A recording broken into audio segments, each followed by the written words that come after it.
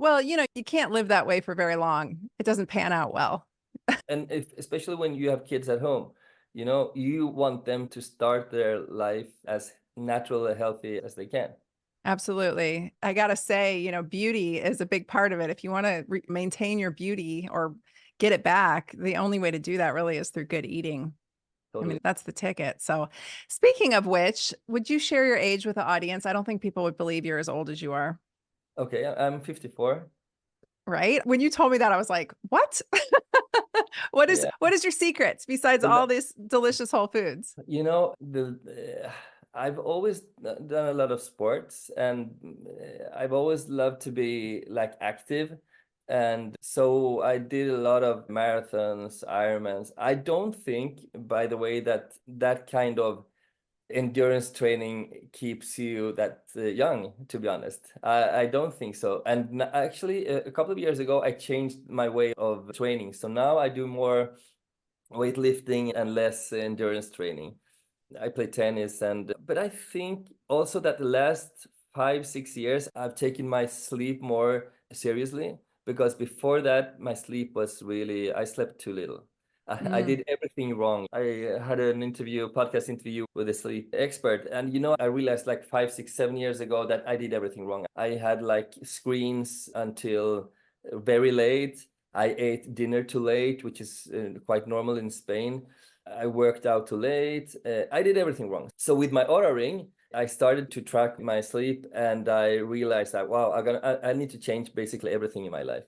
So, which I did. And I think that, coming back to your question, answering your question, I think that to be able to not grow old too early in life, I think sleep is very, very, very important. So yeah, It's critical. nutrition, workout, sleep, those are important things. But I also believe that being outside in the sunshine is very important. I've always loved the sun for some reason. My mother tells me that since I was a child, I just loved being out in the sun. And that is probably one of the reasons I moved to Spain, because Sweden is a very dark country in wintertime. It's very, very dark. So being to live in Madrid, we have sun like 7 days out of 8. There's the sun is shining. So I think that the sun not only gives you the vitamin and all these benefits, but also makes you happy. It makes you smile. Yes, it's critical. I have been interviewing a lot of light experts lately and really deep diving. I've always been a fan of the sun in particular, but I didn't understand light the way that I understand it now. And I realized that living in Oregon, I have a severe light deficiency. And I think that a lot of my health issues stem from that, and that Mm. just living in the sun during the winter would probably remedy 9 out of 10 issues that I have struggled with. And that's the one thing I've noticed about you. You always have a tan, like you're tan year round. And I can tell you go outside a lot.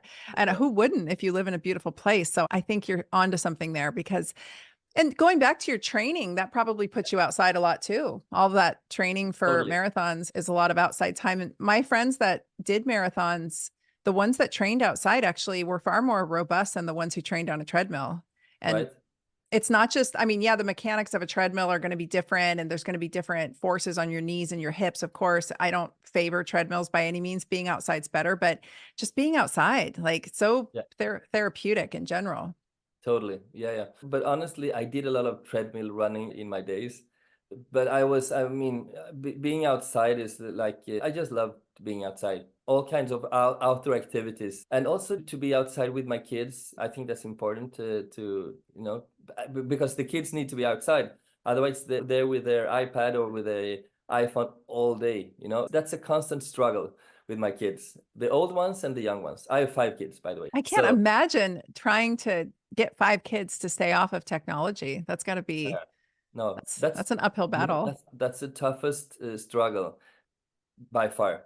It's to get them off the screen. So we have like these time frames that, okay, now you have 20 minutes. You can watch, for example, a 3-year-old son. He loves Frozen, you know, with Disney, but he gets addicted immediately. And the movies, they're made to be addictive. So that's really hard. That's why I think like you need to force them to get out. You must go out. I, That's I I have a theory about Frozen. I was a Disney fanatic growing up. Like I was big into Disney and I could probably recite most of the Disney movies from our time growing up. Uh, And then that movie Frozen came out. My daughter was probably a little too old to really appreciate it. And so I sat down with her, we watched it once, and we both were like, meh, it's okay. Like it's definitely not Disney's best work by any means.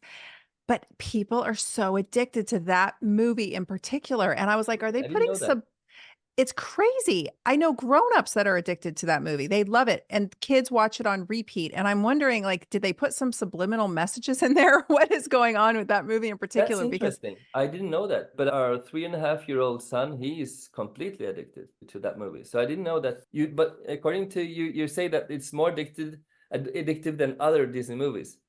some of the other ones that I would say that The Little Mermaid was one that could go on repeat, but I think that's because it was so colorful and fun and the songs were really good.